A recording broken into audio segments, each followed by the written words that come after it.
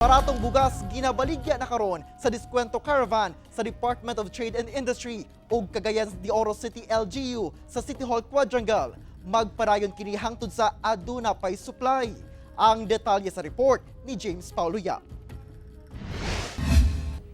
Gipilahan sa pipila ka mga Cagayanon ang barato ug dekalidad nga imported rice nga ginabaligya sa Diskwento Caravan nga gipangunahan sa DTI 10 ug Cagayan de Oro City Price Coordinating Council kon CPCC. Ang pinakabarato nga bugas mao ang broken rice diin mapalit sa 40 pesos matag kilo. Aduna sab Myanmar rice nga 44 pesos matag kilo ug ang pinakamahal mapalit sa 47 pesos matag kilo. Dako na kaining tabang sa amo Kada adlaw na mo nga magpalit biya mi og kuan kanang bugas. Inadlaw-adlaw, kada adlaw palit og bugas. Kay di man may makabuo og palit og isa ka sako.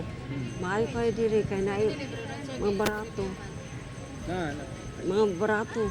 Unda pa dagang kwarta, may palit og daghan. Sumala sa supplier sa maong bugas nga usa kini ka inisyatibo sa ilang kumpanya aron makatabang sa katawhan nga makapalit og baratog dekalidad nga bugas. Apan limitado lang ang supply niini, busa ginatun-an pa nila ang posibilidad sa pag-import og usab sa maong mga bugas.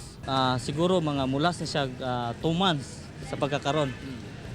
So ang volume mo karon dili pa na mo makuan kung unsa siya kapaspas. Anytime nga medyo mo gamay natong stocks na atay kapasidad nga mas mo import. Magpadayon kuno ang pag-display sa maong mga baratong bugas hangtod Biyernes ug magpadayon kini hangtod aduna pay supply sa City Hall Quadrangle. Mapalit sab ang maong mga bugas sa susamang presyo sa mga nagunang merkado sa Cagayan de Oro City. Kauban si Makoy Sempron, James Paulo Yap, One Mindanao.